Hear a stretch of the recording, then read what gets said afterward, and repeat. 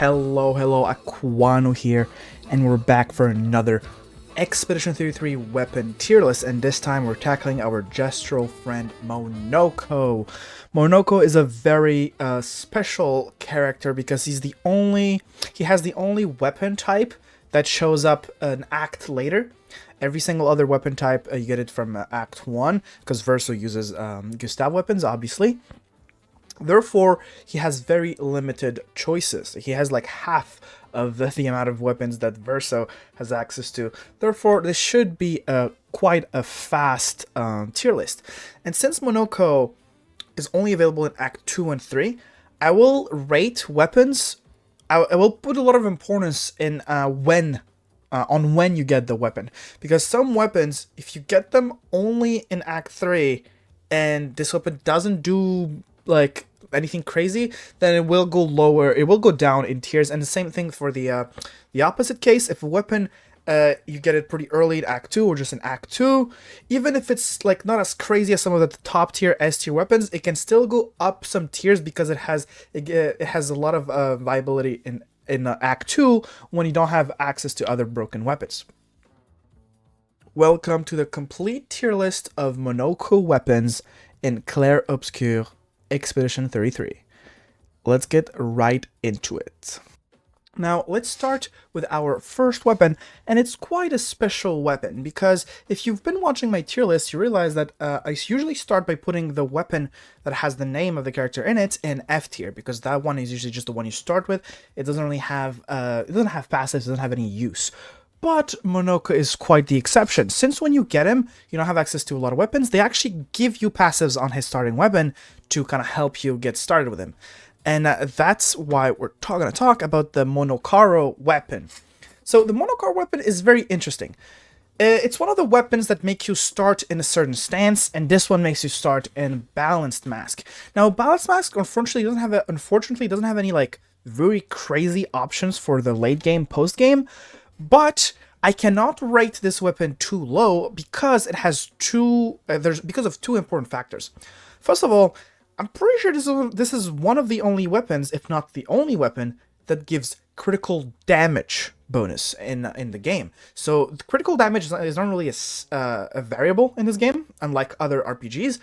In this game, critical damage is always the same. But in this case, it gives you critical hits deal 30% more damage while in Balanced Mask, which means while you're in Balanced Mask, your critical damage goes from 150% to 180%. Very, very crazy. And you want to stay in Balanced Mask as long as possible. And also, since you start in Balanced Mask and you get more damage in Balanced Mask, it's very good to end games early in Act 2. And like I said, this is an Act 2 weapon, and so I have to rate it a bit higher because its viability in Act 2 is very cool. Especially since one of his best DPS options in Act 2 is the Chalier combo, something you start with. So for like a good portion of Act 2, this is your best option. And one thing to know about Act 2 is because of the damage cap, you want to use skills that hit multiple times.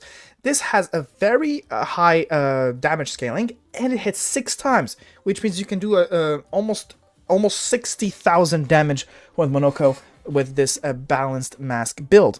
And this is why I cannot rate Monocaro too low, because of its viability in Act 2, despite being the starting weapon. This is a very, very good weapon for the starting weapon, so this is a solid B tier.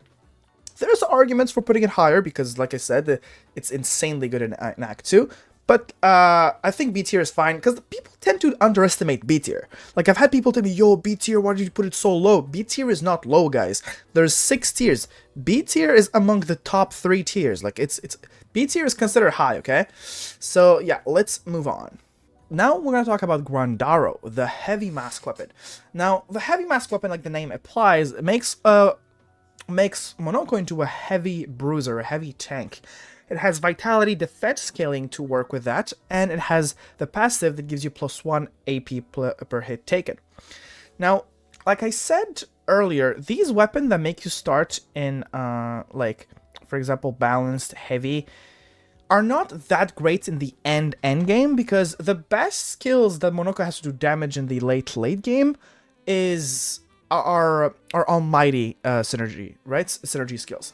Therefore, when we look at these weapons, we need to look at their viability in Act 2, because Act 2 is quite an important act, right? It's one of the hardest acts, if not the hardest acts, since you don't have the you have the damage cap, right?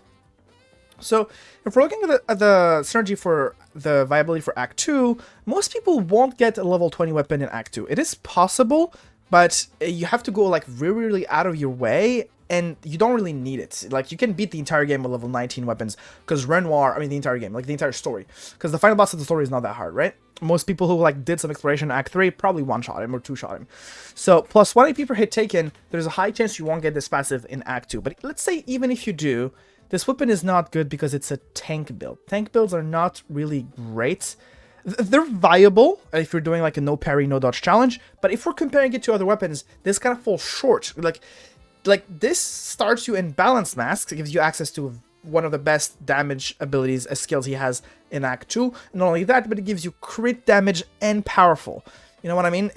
They're not really comparable, but there is a lot of viability. For example, starting in Heavy Mask right away gives you the ability to put a Defenseless right away, like with many different skills, right? Defenseless is very good, especially with these skills, because Monoco is the king of debuffs. Usually the other characters, when they apply Defenseless with their basic attacks, for example, it's only for one turn. When Monoco does it, it lasts 3 turns, which is insanely valuable. So I think that that's the reason why I'm not gonna put it like in D tier, but I still think it's not as good as Monocaro. So I think I'm gonna put it. That was Grandaro, right? Yep. We're gonna put it in C tier. Let me know in the comments if you've used Grandaro a lot in Act 2. Let me know what was your setup precisely. I actually did some testing with this weapon because I was interested in tank builds, since I'm doing a no parry, no dodge run.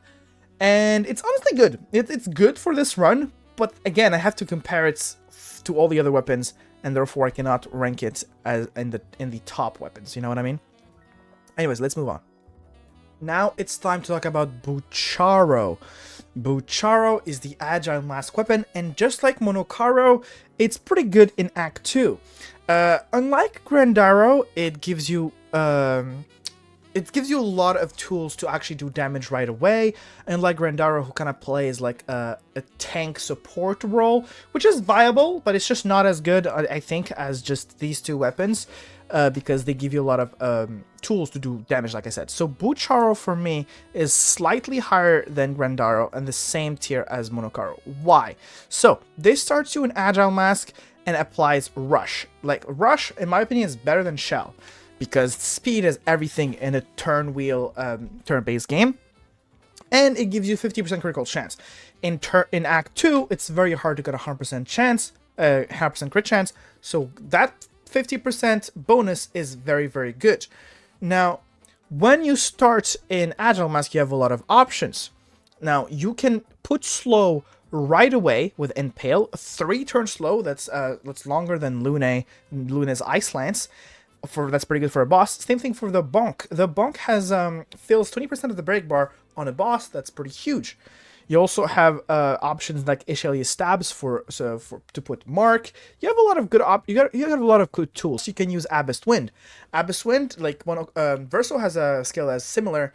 You do a little bit of damage and then you play right away. Replayability, play again passives are very, very important in Act 2. They're very useful in Act 2 because you don't have Cheater. This moves the wheel 2 turns later and costs 0 AP for Agile. It gives you a lot of AP. So you start, use this, you have a little more AP, and you know what's 2 turns later? If you are in Agile, either this one or this one, you go +2, you are in Balanced. Balanced means you can use the one I was talking about, Chalier combo, which is one of the best ways to do damage in Act 2 until you reach like Old Lumiere and get Creation Void. But that's like, no, actually that's Act 3, so I was right. So yeah, like Chalier combo is one of the best ways to do damage in Act 2. So again, it is viable. Like, I'm not saying this weapon is top tier, but I think B tier is quite fair, because I wouldn't rate it lower, because you can also use it for the entirety of Act 2 and be good. So I think that has value in itself. So that's it for Boucharo. Let's move on. So, we talked about balanced, heavy, agile. It's time to talk about the last one, the caster mark. So, start battle in caster marks. Caster marks applies the regen for 3 turns. Skill cost 1 less AP while in caster mask. So it has agility scaling S, pretty good. That means you're going to be very fast and strong in Act 2. Caster mark is not too bad, because you do have access to Creation Void, which is pretty good. The problem with this weapon is that, let's just show you guys right away. Chromaro is found in Renoir's Draft, which is the last area of the entire game. So, you know, you're gonna get this weapon a lot later than you would like. Most people do Renoir's Draft at the end of their post-game experience, which means you've already beat like most of the game before you get this weapon. You only get it for like Simon and a couple stuff. And honestly, it's not good enough to warrant getting it that late. Chromaro is just not good. It gives you regen. Regen has to be the worst buff in the entire game. Like, healing is already not that good in Expedition 3, especially like in the late game, or like in expert mode. But regen is also just bad. Gives you a little bit of HP every turn. Like it will rarely save you. Regen is bad, especially for Simon. Like, because this weapon, you get it right before Simon, right? So, like, I really don't see the reason why would you use those. Like, honestly, if you use this weapon, genuinely, let me know in the comments, because I don't think anyone really used this weapon as their Monoco weapon, because you get it so fucking late. So I'm gonna simply put it in D tier, because by the time you get this weapon, there's a lot better options, so I don't see any reason to use it. But again, feel free to prove me wrong. I love learning stuff by reading the comments. Let's move on. Now, let's talk about 3 weapons that help you move around the bestial wheel. So, let's start with Boucharo, a weapon that is available in Act 2, important thing to keep in mind, so you can use it as a mid-game weapon. You look up its location in the wiki, because it's easily missable. You have to beat a specific enemy in the map. It reverses the bestial wheel order. So this is quite peculiar. This is a very special weapon. So instead of moving this way, instead of moving clockwise, it moves the opposite. It can be pretty useful. It has an S agility scaling. And what I like about it is that every time you use an upgraded skill, you give 1 AP to all allies, and Almighty gives 2.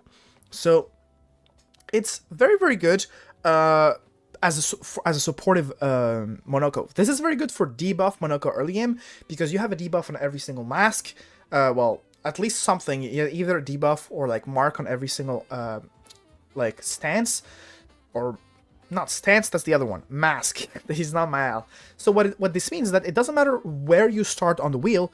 Every time you just use the skill that is on the wheel, on the mask you are, apply a debuff, give all AP to your enemies. Next turn, depending on where you are, you put the other debuff. So let's give you guys an example. If you start in agile, you're like, okay, let me slow down the enemy.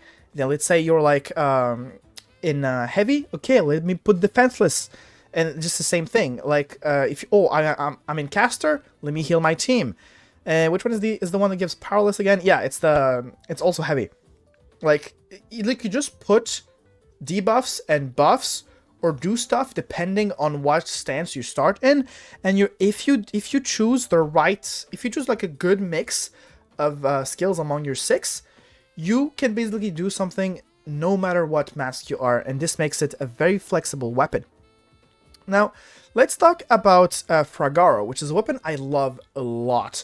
This weapon allows you to move around the beast wheel. This is basically the best weapon for you to just move around and be in like whatever mask you want. This is also available in Act 2, which means if you want to like spam a certain mask over and over again, you need a bit of luck, but this is one of the best weapons to do it with. It has a very high base power. It doesn't have agility scaling, which is a shame, but defense lock is pretty good, since you get a lot of crit from that. Now, free aim shots spin the bestial wheel to a random value. This is very good to just move around the wheel. What I really like about this is that when you're not an Almighty, your free aim shots deal 100% damage. So you can literally just shoot, do a lot of damage with your shots until you reach Almighty, and then when you reach Almighty, you go ham with a damaging move, for example, or a debuff move, no matter what you want. This is a very flexible weapon. So I think I'm gonna put Boucharo in B tier. because while it's really, really good, I don't think it's good enough to be in like the top tier weapons. Now, this is extremely viable for debuff Monoco, like I said, but I don't think it rivalizes with the top tier weapons. Now, Fragaro, on the other hand, I think is an A tier weapon. I think you can legit beat the entire game with Fragaro. I don't think it's quite broken or like OP, but it just feels so comfortable to use that during testing, I really, really liked it. Like, I'm personally biased on this one. You might think I'm like overrating it. Maybe, but I really, really like Fragaro, and that's why I'm putting it in A tier. Now, for the last weapon that influences the Bestial Wheel order, we have Monoco. Monoco moves the Bestial Wheel every time you parry, and ideally, you want to parry a lot in this game. Now, if you're not a parry guy, this is not the weapon for you. I'm personally not a parry guy. I don't like this weapon, but even if you don't parry, giving you 30% more damage on upgraded skills increases your DPS by a lot. Monoco is just very good. And giving you 1 AP every time you change mask, very good. Now, the problem with this weapon, it's not really a problem. You get it in Old Lumiere. Now, getting it in Old Lumiere is not as bad as getting it in Renoir's Draft, because Old Lumiere is most likely one of the first areas you're going to explore in Act 3, because you want to finish the story before doing all the endgame content, because the endgame content makes you too OP for the story boss. So, you get Monoco right on time for the last area of the story, which makes him, which makes this weapon very viable for the end of the story. Like, I think using this weapon for Renoir, if you're a Monoco player, is one of the best choices you can make. And because of that, I am going to put it in A tier because of its viability. And that's it for the 3 weapons that influence the Bestial Wheel order. Now, let's talk about a weapon that I think is one of the best in the entire game, because it has something that not many characters have, and that is infinite scaling. And that is a weapon called Sidaro. Characters that have infinite scaling are pretty fun to use because they can achieve very, very high amount of damage. The longer the fight goes, the more damage they do. And let's just read the first passive of Sidaro. It gives you a 30% increased damage per upgraded skills used, and then it resets when you use a non-upgraded skill. So remember when I talked about Monoco and like the other weapons that like move the wheel, and then you have to be flexible depending on where you are. You use a thing to then keep using upgraded skills. There's like Monoco gives you 30% more damage, and the reason why Monoco is not S tier and could honestly drop down to B tier, but I'm being generous, is because it's just a flat 30%. This one gives you 30% every time you use an upgraded skill. It is absolutely crazy. Also, this is one of the only weapons in the game. It might actually be the only one, but it's one of the only weapons in the game that has a might scaling. Having a might scaling is crazy because that means you upgrade your damage to do more damage. It's very, very good. Now in the end game it won't matter anyways, because if it had like an agility scaling, for example, you would still go agility, luck, might. With this weapon you still want to go 99 in might, luck, and agility. I don't think I have much more to say you guys on this weapon. Infinite scaling is crazy. Base attack spins the Bestial wheel to a random value. This is pretty good in case you're in a situation where like you don't want to use, like without this skill, this weapon would be kind of harder to use. But because of this passive, if you're in a situation where you don't want to use that skill, literally just basic attack, and then you won't lose your stacks because you won't be using a non-upgraded skill. Like, that's what makes it the first passive so strong, is that it doesn't require you to use upgraded skills in a row. It just requires you to always use only upgraded skills and not non-upgraded skills. So basic attacks actually don't reset the stacks. Very, very good. And also, just because why not, using an upgraded skills gives you 1 AP to other allies. This helps your economy a lot. Now, in the late game, like in the end game, it doesn't matter because most people have like Energy Master and a bunch of energizing turn and a lot of shit to get IP.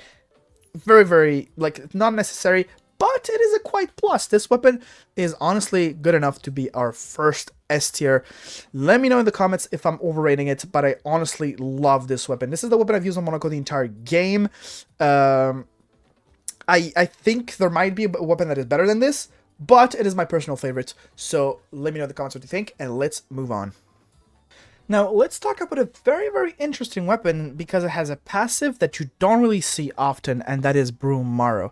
So, at first, when you look at Brumaro, it might look kinda underwhelming. And why? And that's because it's a weapon that's only available in Act 3, and it doesn't have much more to offer because it does synergize with Almighty, but the first passive is kind of useless because replaying instantly is not as good in Act 2 when you have Cheater. And plus 3 AP when an Almighty Mask is good, but the weapon doesn't help you reach Almighty. It just gives you AP when you reach Almighty and replay when in Almighty.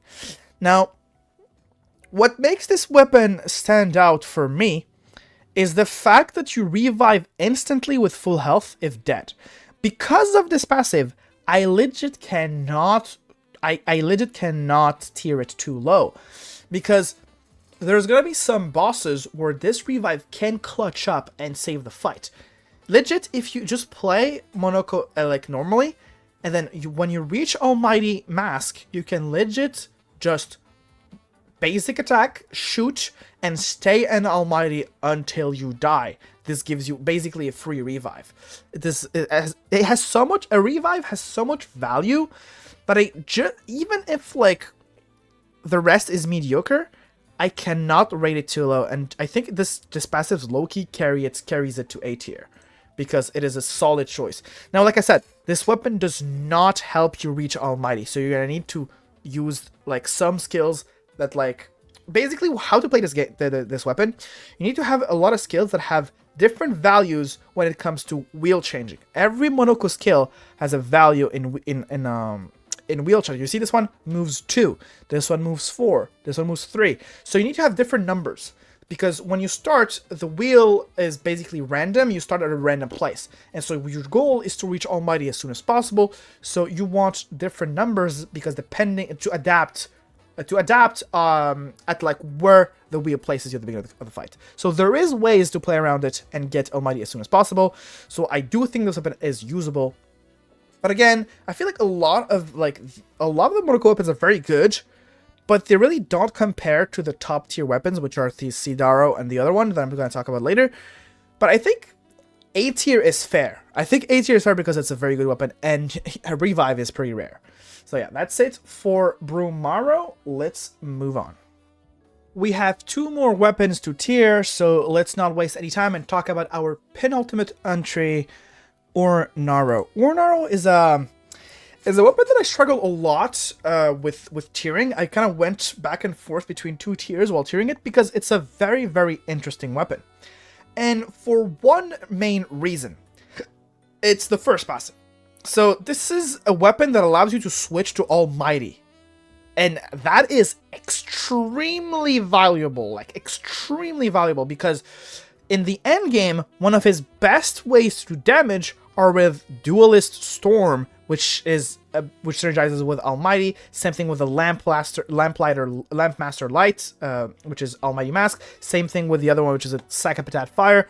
All of his best damaging moves are Almighty, which means this is extremely valuable. But he has to break an enemy. Now remember that Monoco has one of the best gradient skill in the game, and this one, break points. It deals extreme damage and then fills the break bar and breaks it, because why not? Very crazy. So what you want to do with this weapon is that you want to make him your slowest party member, or just like play when you put first strike in all your party members, the one who plays last is the one you added to your party last. So they want to add Monoco last to your party and make him play last. Then what you want to do is with the other 2 party members, you want to like generate as many gradient charges as you can. With Cheater, which means your first 2 party members get 4 turns each, 4 turns total, you can easily reach 3 with that. And then after that, you have Cheater on Monoco. Your first turn, you want to use the breaking point, so that on your second turn, you reach Almighty, and then do an insane amount of damage with your Almighty skill.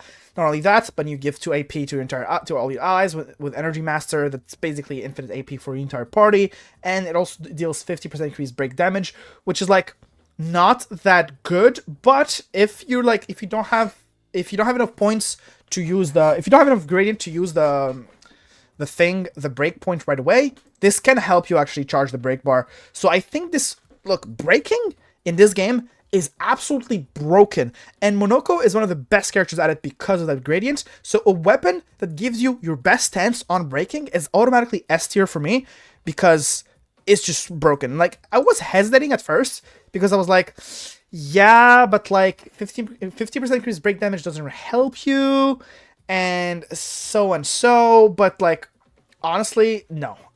When I did the testing and I realized the sequence that you can do with it is just broken. Let's be honest. Braking builds honestly make some fights very, very like honestly, you pair Monoco with CL and Verso with his braking, with Verso's braking and like gradient charging, and then CL's delaying slash and speed. You can basically make it so the boss never gets a turn. Like, absolutely never gets a turn. So Urnaro, in my opinion, deserves the S tier. Now, let's talk about Joyaro. All of you guys have probably been waiting for this moment. This weapon has everything you want. Bro, it is so much better than pretty much everything on this list because of one-shot builds. One-shot builds honestly kind of ruined the game a bit for me, because like, you just throw strategizing out of the window, like, and playing the game out of the window. Like, you don't care about the boss's mechanics or learning their patterns. You just start the game, first strike, one shot, and it is what it is. But, you know, the meta is the meta, and Joyaro is kind of broken. So, it gives you everything you want. Star Battle and Mali Mask, check. 20% increased damage, check. That's for the one shot. If you actually, like, do something else in your first turn, and you attack on your second turn, of cheater, you get 40% increased damage. And you obviously can get more than that. It stacks up to 5 times, but you want to one-shot with this weapon, so you're most likely going to get 40% damage. But the 40% is crazy. Like, you just start the game, you have Almighty Mask and 40% damage. It's kind of crazy. And not only that, but during your during your Almighty skills, you do double break damage, which is very, very, very crazy. So I don't have to say much more about this weapon. I think this weapon is gonna be our first case of a new tier, honestly. And yeah, I think this is where Joyaro has to go. Like, I don't usually like create new tiers for weapons like this. What I like to do usually is to put it S and then put everything down. But this weapon is so fucking good that I think it deserves SSS. Now, braking is broken, so there's, like, if you tell me in the comments that Urnaro deserves also SSS, like, I can maybe give it to you. But honestly, one-shot builds are so good that, like, yeah, no, Joyaro is definitely SSS. Like, I could see this. I could see this too, like putting Sidaro as the only S tier, or maybe moving one of these three, like probably Fagaru here. No, maybe nah. Like, honestly, these three weapons are a lot better than the others, in my opinion. Let me know in the comments which one of these weapons is your favorite. My personal favorite is Sidaro, because I like stacking. I like infinite caps. I don't like to go for one-shot builds. I like for the fight to go a bit longer. And if the fight goes longer, Sidaro is definitely the best weapon. So if you really want to one-shot stuff, go Joyaro. If you want to cheese stuff, go Urnaro. If you want a weapon that is not broken, but it is still good enough, especially if you want to, like, you know, actually play the game and not one-shot everything, Sidaro is your best choice. So, again, I probably missed something like every other tier list. In every single tier list, I get like maybe 85% of things right, and there's always I always like miss one thing that I'm like, okay, but like it's not entirely my fault. Like the fact that like the CL weapons didn't synergize with combo attack when they give you like charges on basic attacks. Like, that is supposed to work. I'm sorry, guys. Like, it's my fault for not testing, but it's supposed to work. But honestly, with the amount of weapons Monoco has, hopefully I haven't missed anything crucial. And thank you guys for watching. This was our penultimate weapon tier list. Our next and final one is Mael. It might not drop right away because I am on a vacation trip right now. This video is a scheduled upload. We'll see when the Mael one drops. But if you like these tier lists, if you like this one and the previous ones, make sure to subscribe for a lot more Expedition 33 content. Even after I'm done with the tier list, with the weapons, I'm not gonna stop here. I love this game, and I want to make a bunch of weapons about this game to just keep my hype about this game. you know, it's hard to move on from an amazing game like this one. So it was Aquano. I'll see you guys on the next one. Peace.